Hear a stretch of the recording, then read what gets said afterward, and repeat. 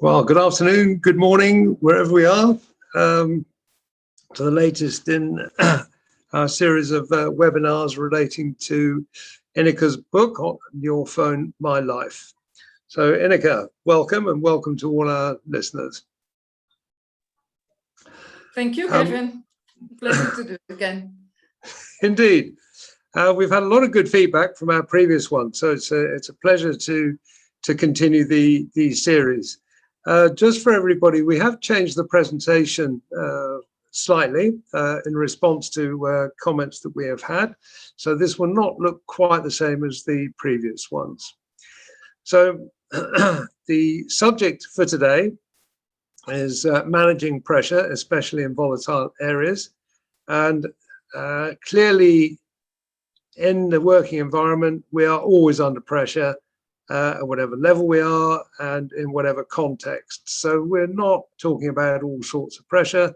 What we're focusing on particularly are political pressure and pressure induced by unforeseen events, crises, whether they be conflict induced or climate induced. So we'll be covering those in some detail, but I would encourage people to refer to Ineke's book to get a lot more detail and information on her journey and adventure that caused her to write the book in the first place. Can we have the next slide, please? We have got a number of snippets in the presentation here, which are lifted directly from Ineke's book. And the topics that we have included here for comments are a sort of a lead-in, a flavor of what we will be talking about. And we will be focusing, as I said, on political pressure and on crisis-induced pressure. Next slide, please. The snippets that I've chosen here, or we've chosen, relate primarily to Lebanon and to Kosovo. There's no particular reason for that. The nature of the jobs that Ineke has done, I could have picked, or we could have picked, several different countries relating similar, definitely not the same, but similar types of crisis. Next slide, please. I think what's quite interesting in reading Ineke's book is that sometimes the pressure comes from unexpected sources, which really leads us into my first question for Ineke. Next slide, please. And we've got for our first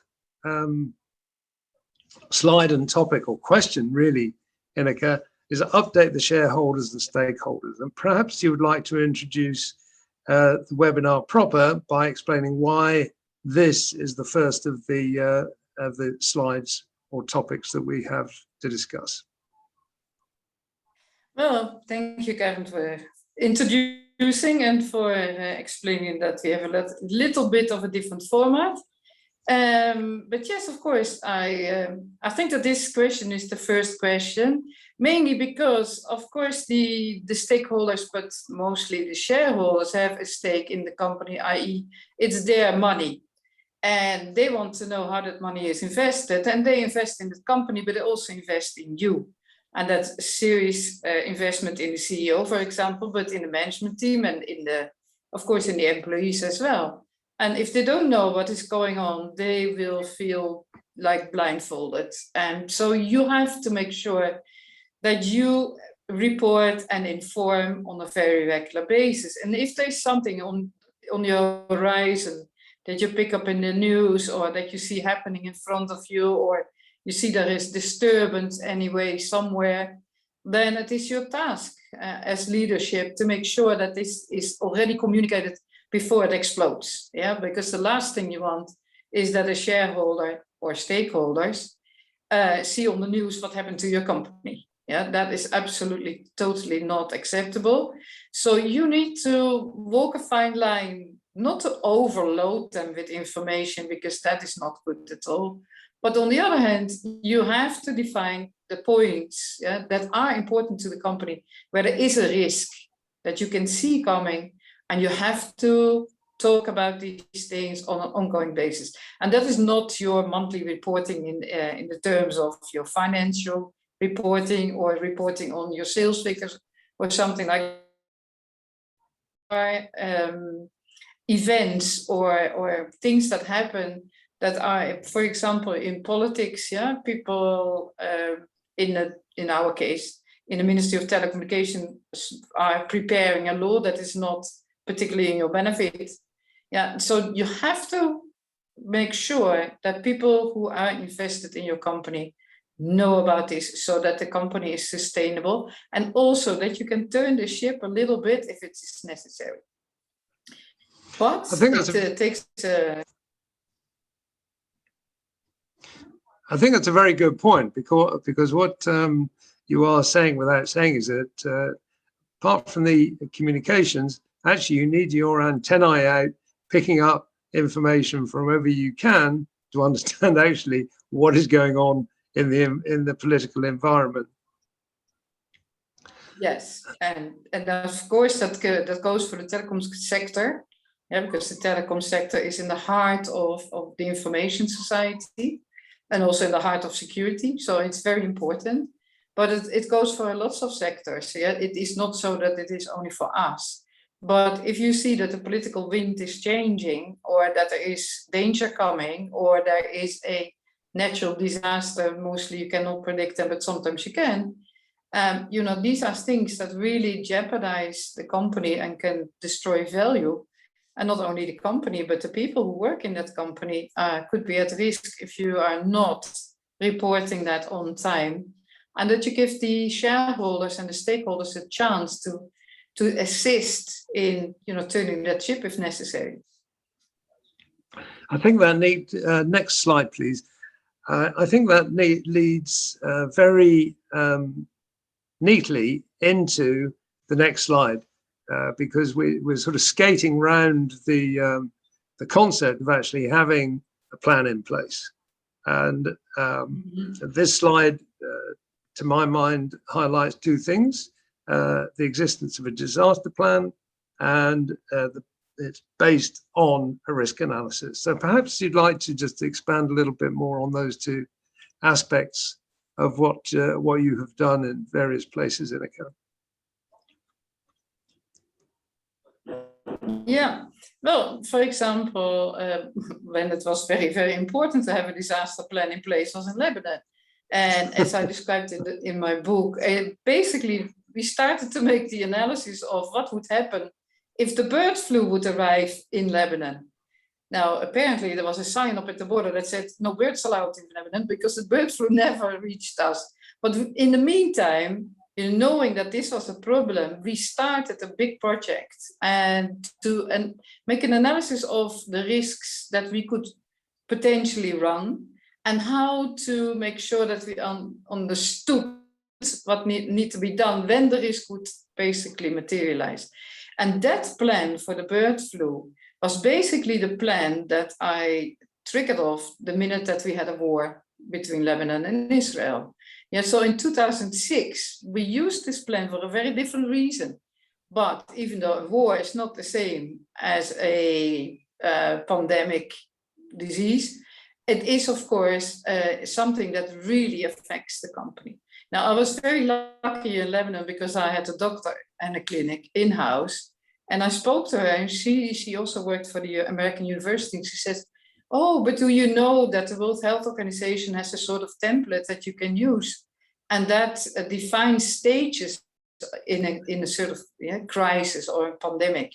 I said, okay, I want to read that. And from that information, we started to do this company-wide. We appointed in every department someone who was working on the risk analysis.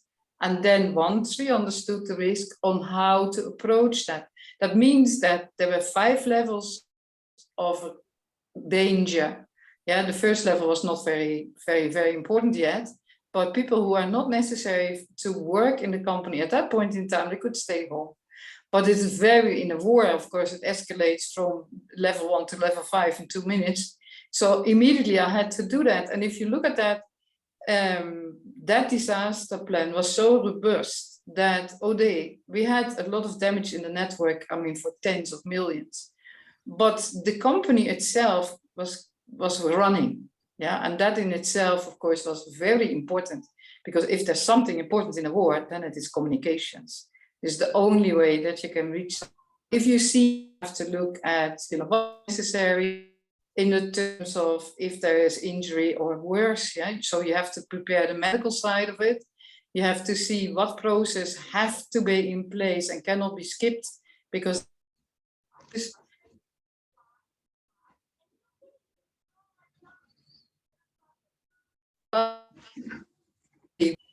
put it somewhere else, out of harm's way, which I started to do, and one of the snippets was about that, I think, to talk to the supplier. Can we, move some equipment to a safer place? And all these things have to be discussed and planned. I think one of the lessons that we learn in situations like that is, flexible and come on. Make sure that this disaster plan gives a sort of a surety, not only to your shareholders and stakeholders, but also to the employees. Yeah, make sure that you can help them, because it's scary enough, and you have to do everything possible to provide a basic.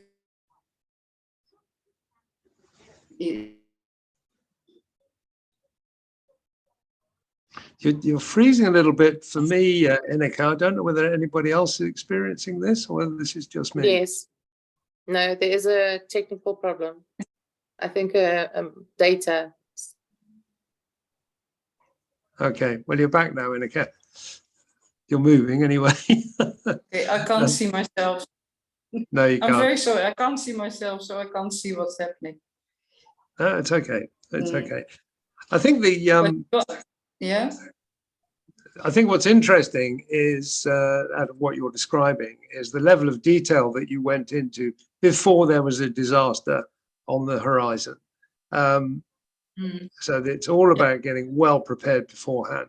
And the other point that is coming across from what you're saying is that you've got one plan that actually is applicable to any kind of disaster, not one specific one. And that, I think, is a really important, well, those are two very important points for me. Yeah. Yes, that's true, but you have to see what the differences are. Eh? So in a pandemic, you can't touch people, you can't get too close, etc. But in a war, of course, you can't travel because there's bombs. Yeah. So there are differences, but the differences can be, you can manipulate those differences and still use your plan, of course. Exactly. But the thing that, as I said before, the underlying principle is get well prepared before there's anything on the horizon. And I think the other thing that... and rehearse. And rehearse it as well. Eh? So, yeah. So one of the things that was also part of the plan is to evacuate the buildings with the help of the Red Cross and the fire brigade on a regular basis. So what happens if there is a bomb?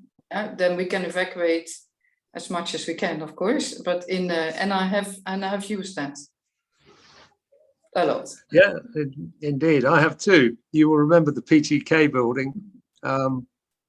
Where we used to practice evacuating there regularly for exactly the scenario. There's a bomb in the building, and I think we got it down to evacuating the whole building in less than a minute, which is pretty good. It's a pretty tall building, but you're absolutely right. Rehearse. Yeah. Well, that's excuse me. That's a very important principle, and I think the other point, which perhaps you could elaborate on a little bit, is actually how do you go about doing a risk analysis? Because from my perspective, every business needs some form of risk analysis to understand what the pressures are that face it. The smaller business, you can almost do it just over a cup of tea thinking about it as the boss. But as the companies or organizations get bigger, a risk analysis gets not only more complex, but actually more important. A formal risk analysis becomes more important. Perhaps you'd like to elaborate on your thoughts on that. Yeah, I think, as we said, rehearse, but it's also a point. Yeah. So one of the things that, for example, we just evacuated the building, but that means you have to have someone who's responsible on each floor, yeah, with the tools that this person needs, like walkie-talkies and stuff, so that the action can be triggered off and carried out. Yep.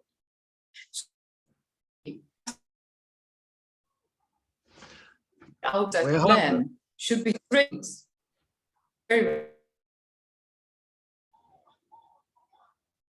Have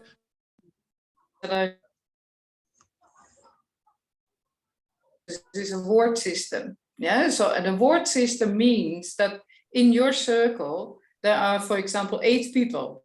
Number 1 is the responsible person. He rings number 2, rings number 3.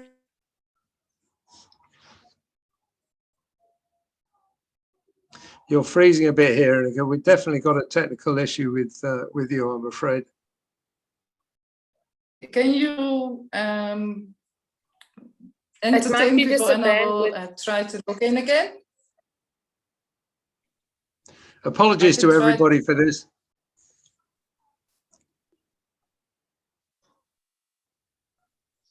Hello? Okay, Yes. I can you hear me, Ineke?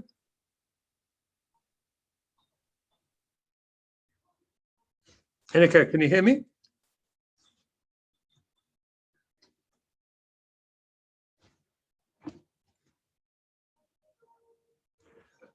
Apologies to everybody for this. We're trying to recover the situation. What we needed was a well-rehearsed disaster recovery plan for this. Yes. I think we just need to, I'm going to try and see if I can sort it out with Ineke shortly. Apologies to everybody listening to this. What would be helpful is if anybody's got any questions or points or particular points that they would like us to cover, now would be a good time to get your messages into us.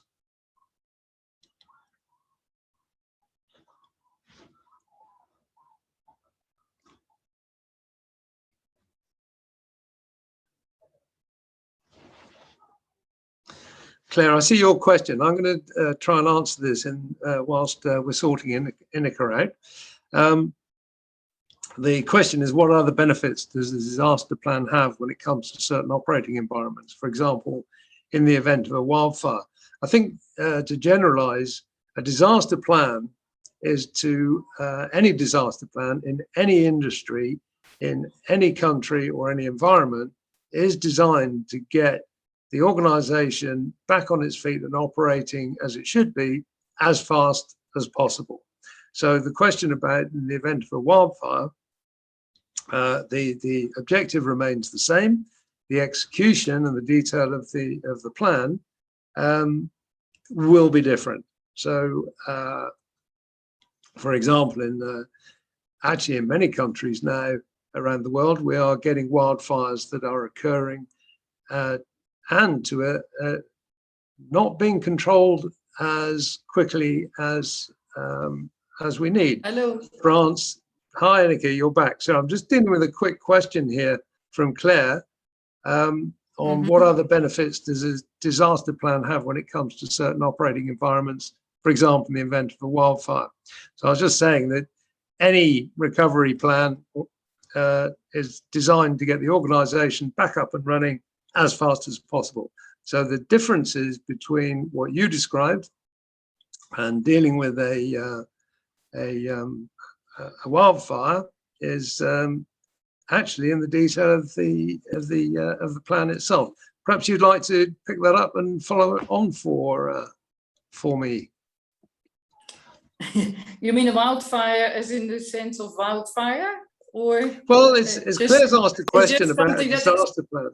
And what I was saying was that the risk analysis will tell you what are your likely risks. So in certain countries, major risk, wildfire, for example.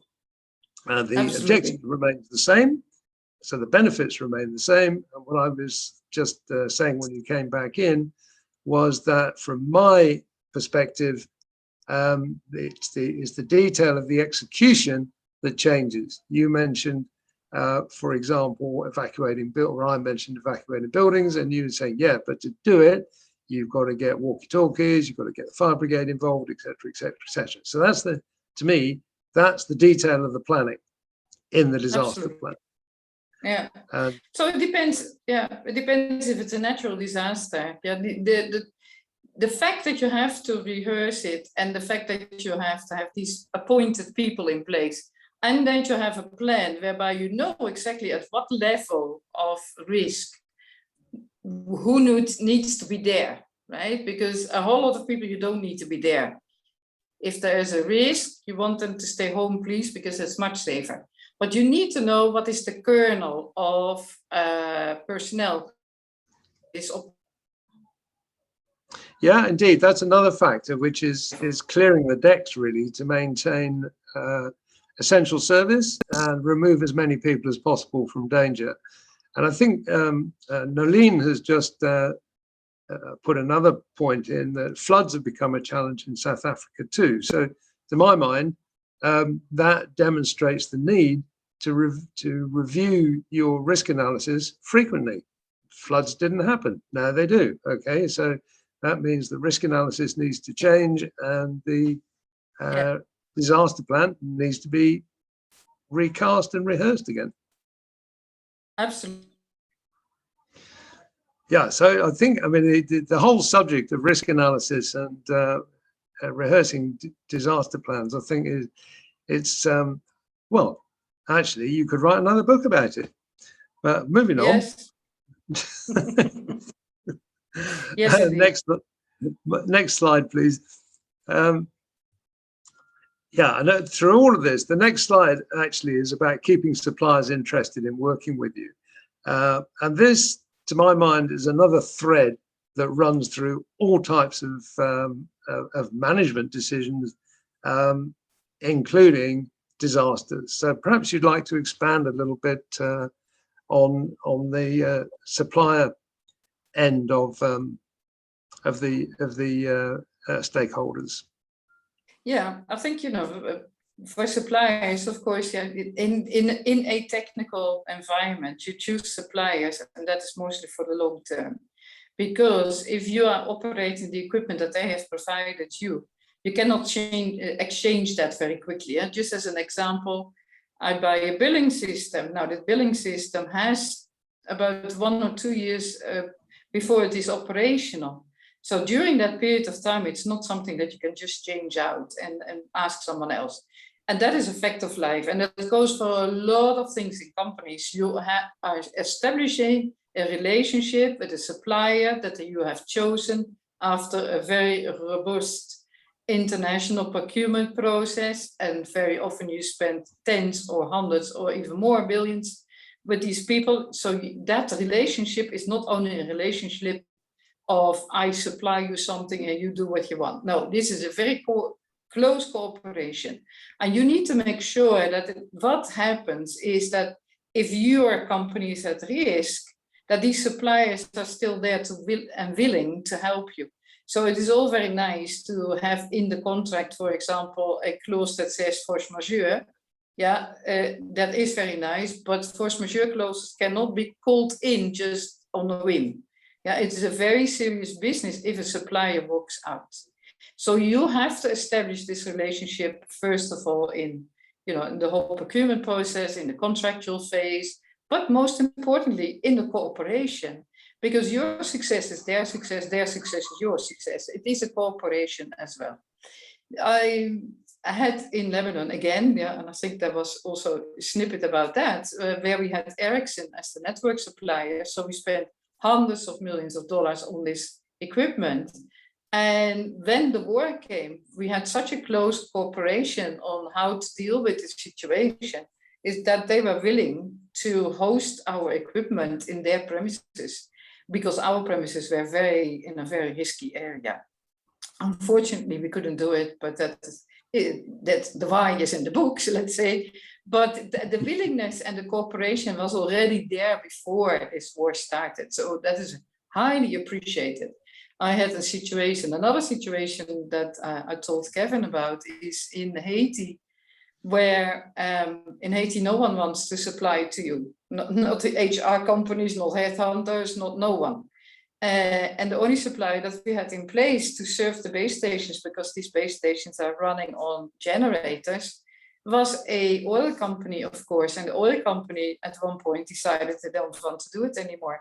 Well, if you have no oil for your base stations to run them, then you have no network. Simple as that. So you make sure that you stand.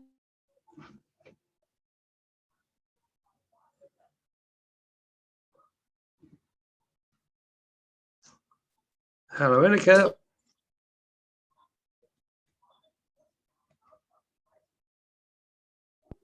Hello, Ineke.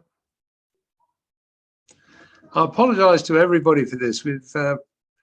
We had a disaster recovery plan and we have practiced this, and we were not having any technical issues before the webinar started. Hello. Hi, Ineke. Hello. Yes. Hi, you're back. Okay, carry on. Okay. That is really strange. Okay, fine. So what I said is that you have to establish this relationship from the beginning onwards and make sure that you basically nurture it, so that if there is a disaster, that you are working together to make sure that this prevents worse. So yes, this topic is very important, and I think that in a lot of companies it will play in different ways. For a bank, I can assume it's the same thing. Yeah, for a factory, it might be the same thing.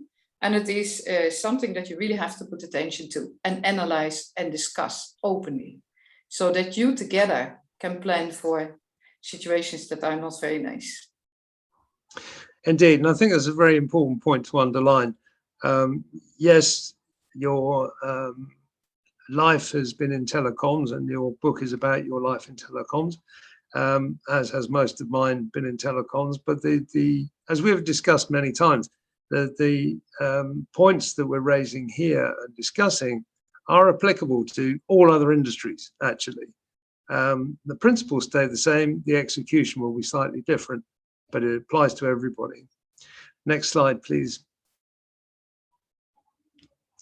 And I think that having moved from the shareholders into the suppliers, which you described extremely interestingly, your relationship with Ericsson, the other major stakeholder, of course, is your staff. And perhaps you'd like to talk about the role of the staff in this whole scenario. Don't forget, we're talking about pressure, political pressure, environmental disasters. Perhaps you'd like to talk about staff and how you approach that.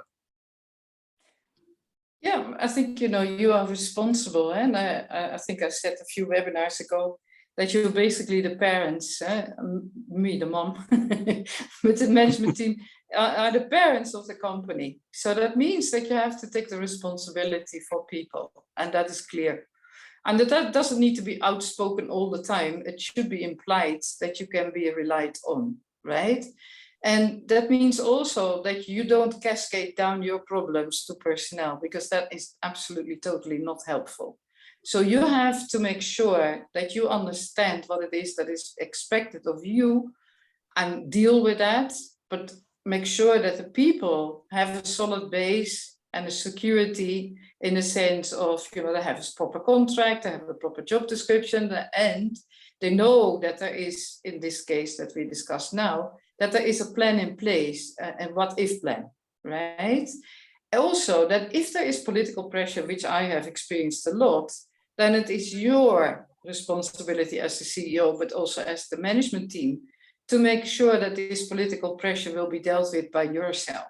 I had situations that I cannot too sensitive to describe, but you can picture, yeah, that if the police or the army comes into a company and the people are very young, they don't know, even though there is a valid reason maybe why, yeah, they don't know what to do and they get scared.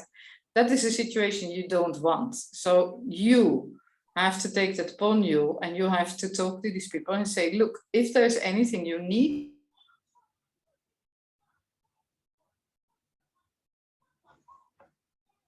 Hello, Ineke.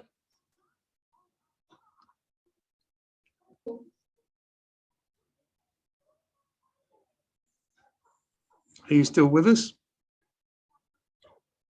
It may be network problems. Oh, well, we need an Ineke in there to sort that one out. I think She's back. Okay. Hello. Yeah. If I turn off the video, it would help, but I can't turn my video off myself. So Nolene needs to turn off my video because I can't even see myself. Are you there? Done. Yes, it's turned off. Okay. All right. I apologize for this, but as Gavin said, we have rehearsed this several times actually, and it's still happening. The reason might be that I'm in Uganda and internet provisioning is not always very stable here. So we have, I'm jumping from one internet provider to the other, but it might be a transmission problem that affects all internet providers, and then we cannot do much about that. So apologies for that. Okay.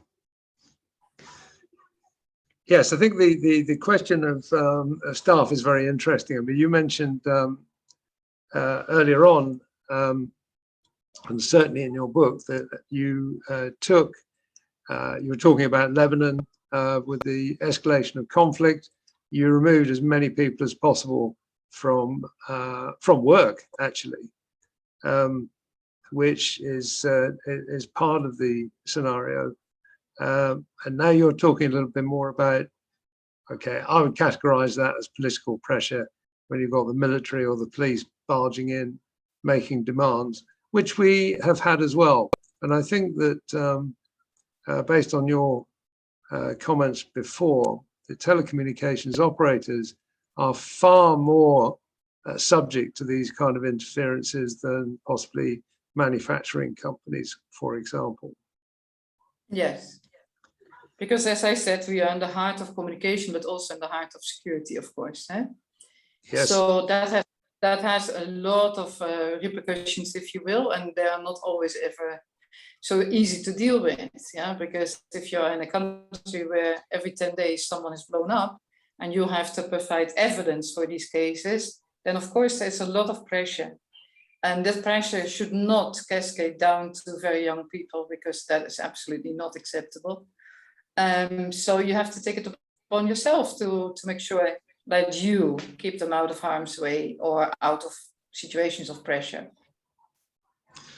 Indeed. And Claire's actually raised a very relevant question here.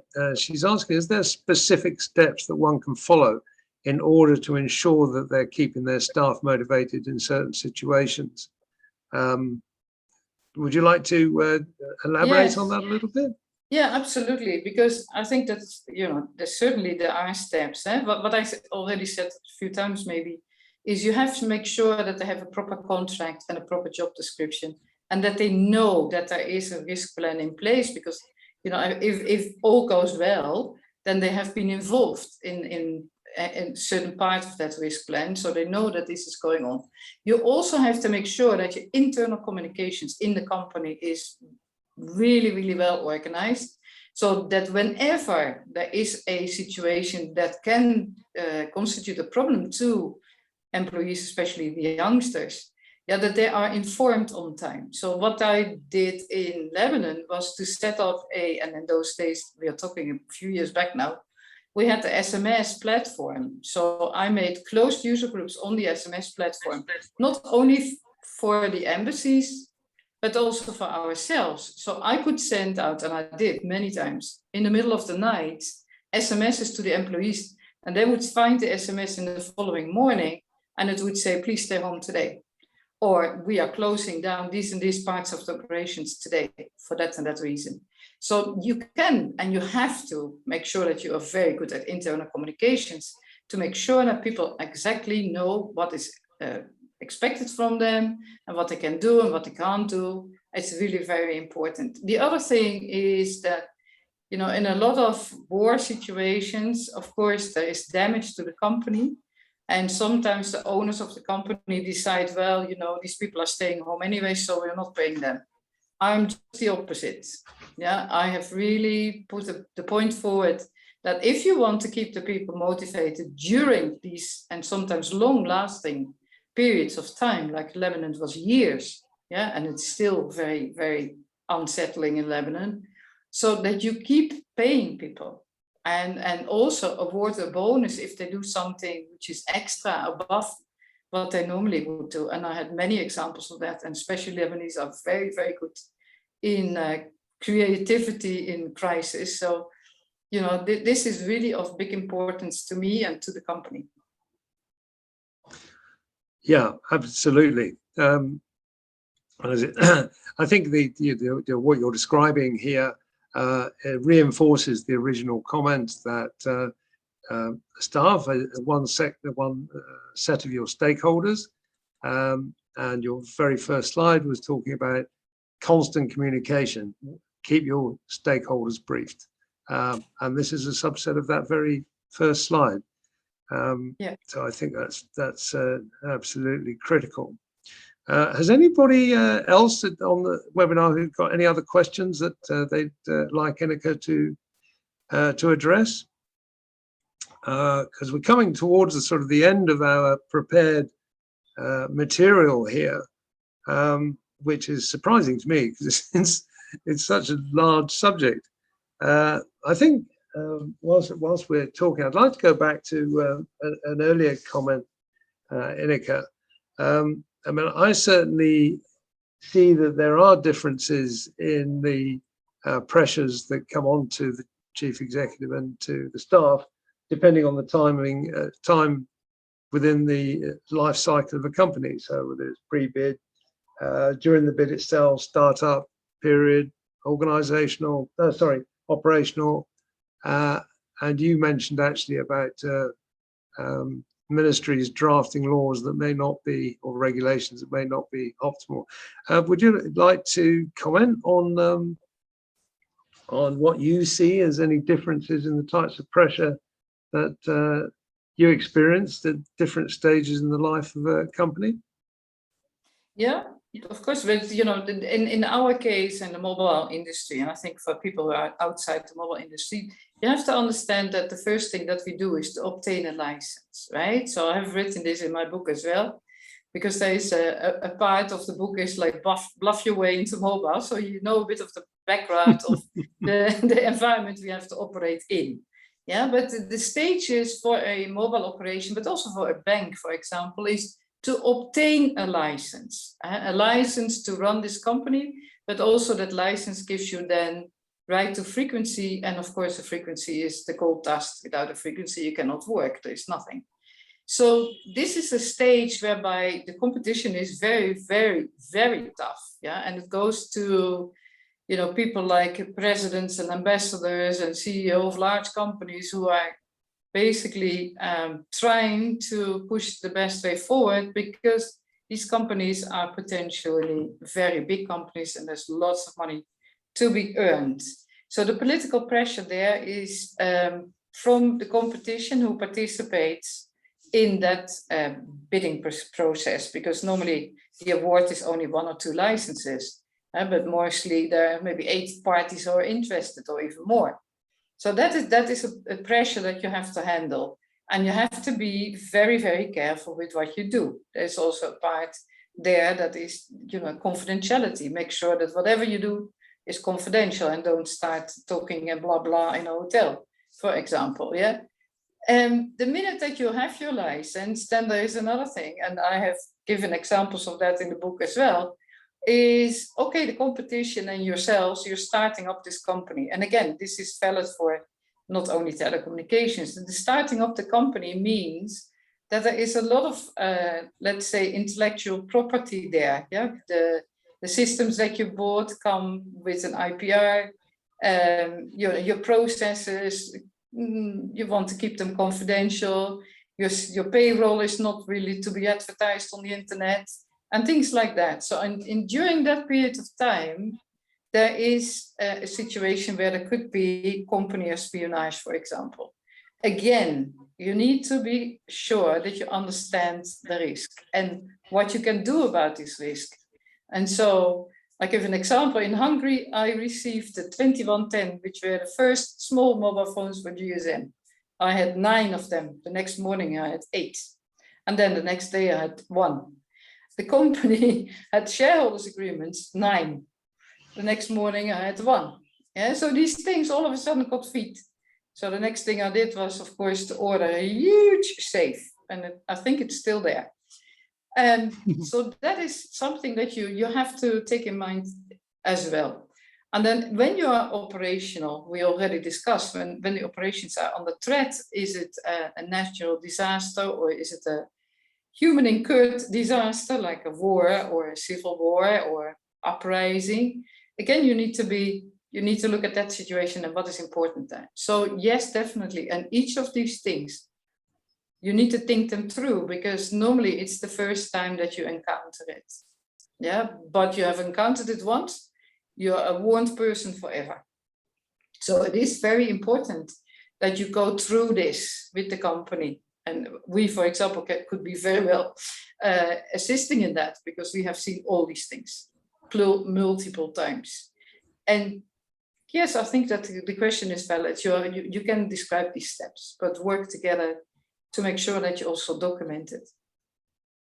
Yeah, I think the what maybe doesn't come over so much in our webinars, but certainly comes over loud and clear in your book, is that a lot of the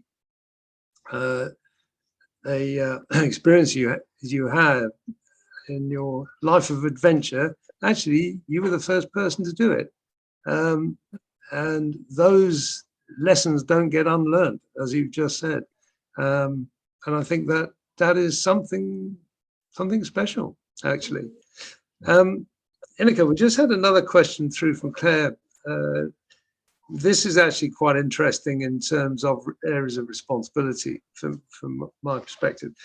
She's asking, are there protocols in place to prioritize emergency communications and ensure first responders have reliable access to mobile networks during a disaster? How did you deal with that? You mean in the terms of that we have a spare badge for people? Yes, of course. Yeah, of course. And so, telecoms world is co-opetition. Yeah, we are very big competitors, but we also have to work together for many, many reasons. And for this particular situation, we work together very well. So if you see, again, I come back to the war in Lebanon. The first thing, I knew my fellow CEO very well as well, and over the years became a friend of mine.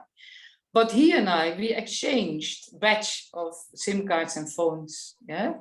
So we also had a situation whereby these phones might not be good enough because the network was bombed. So we also had satellite phones.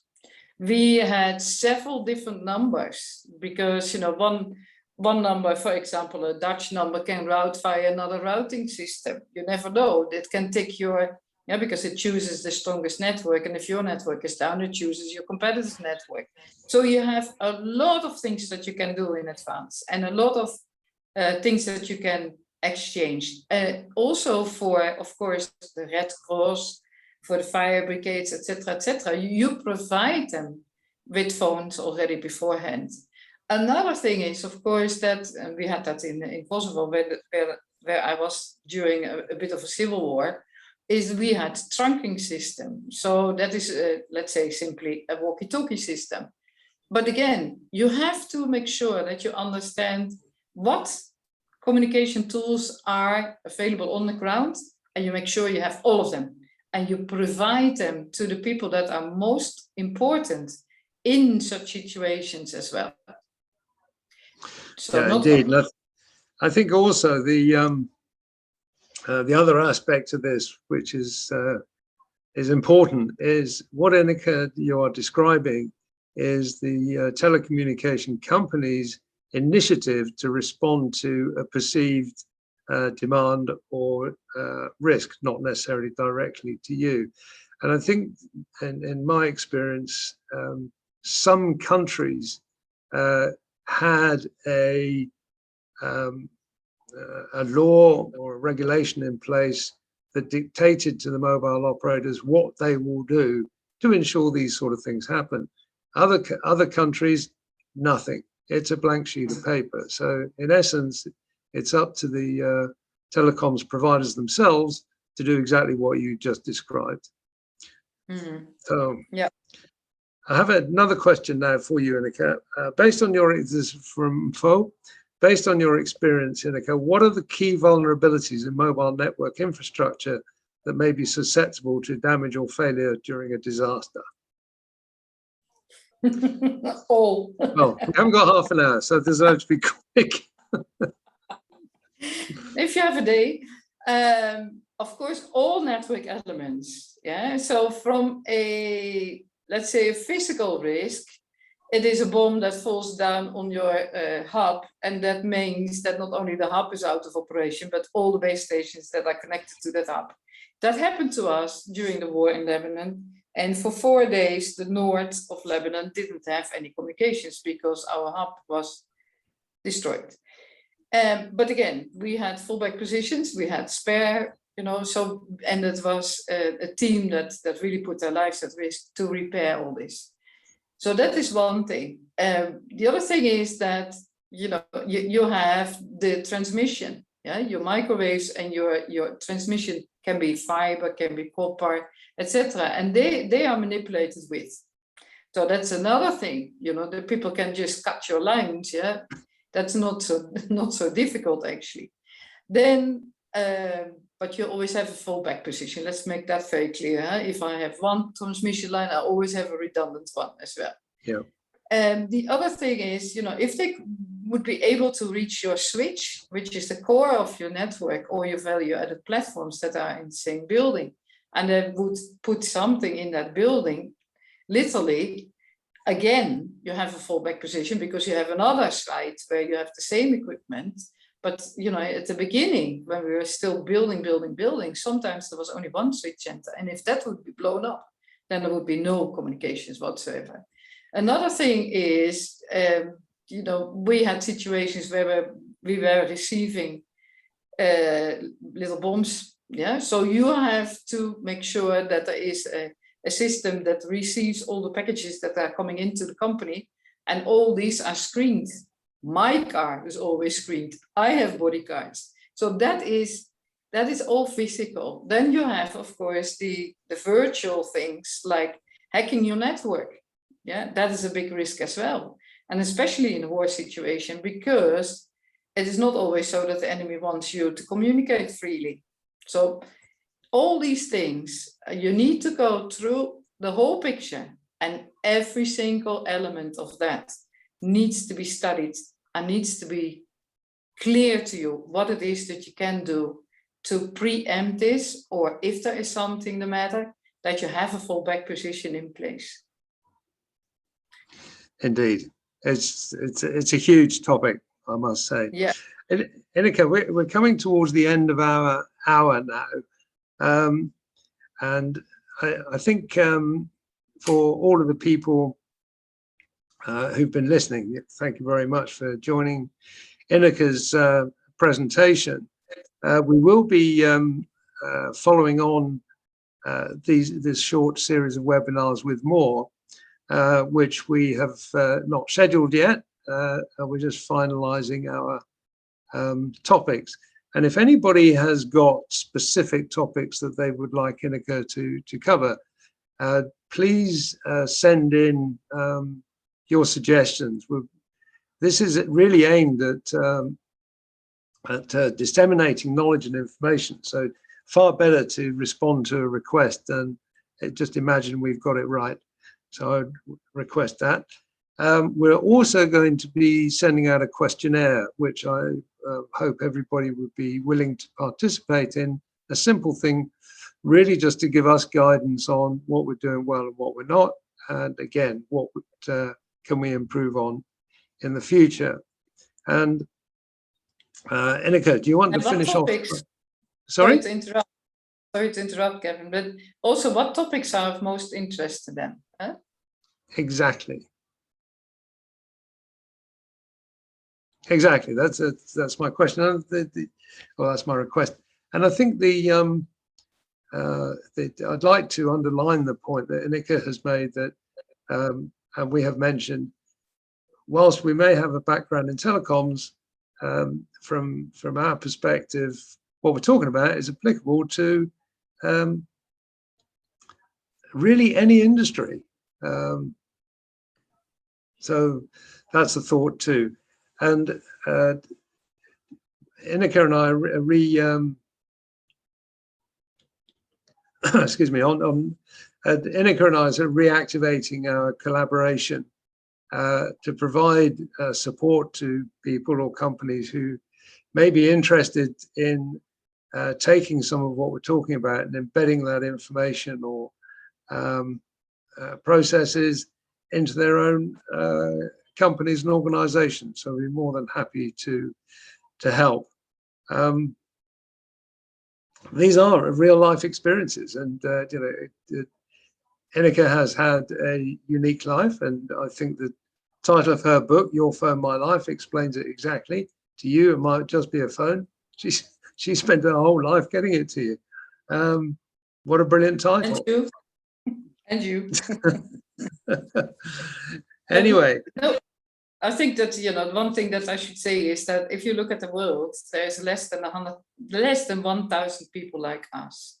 And half of them work like us in very challenging situations. So there is this life experience. And that's also the reason why I wrote it down. I mean, a lot of people asked me to write it down. I never had the time to do it. But whenever I was talking about it, I said, gosh, you should write this down. But it would be so helpful for people. So I'm very glad that we can do this, share this information. And Gavin has more or less the same experience as me. So together we are hopefully a strong team to help out. Definitely, at all. And just to, you will see it on your screen now. If you need any more information, or if you just want to ask questions, then please contact us either through the Your Phone, My Life website or the Wise2 website. Contact either us by email, and we'd be very happy to respond. But to reiterate, we will be sending out a questionnaire at some point in the not too distant future to enable us to improve our communication with you all. So Ineke, I think, would you like to close it off? Yeah. Well, thank you. And as Gavin just said, we don't know when we continue because the summer holidays are coming up, but definitely we will continue, and we are thinking about a format. So as Gavin said, the response to our little questionnaire would be very interesting. We could discuss that over the summer holidays. And I think that we will communicate the same way. And we foresee to do this the rest of the year, I think. And thank you very much for your attention. I hope it has been helpful to you. Ineke, thank you very much. Thank you too. Okay, bye to everybody.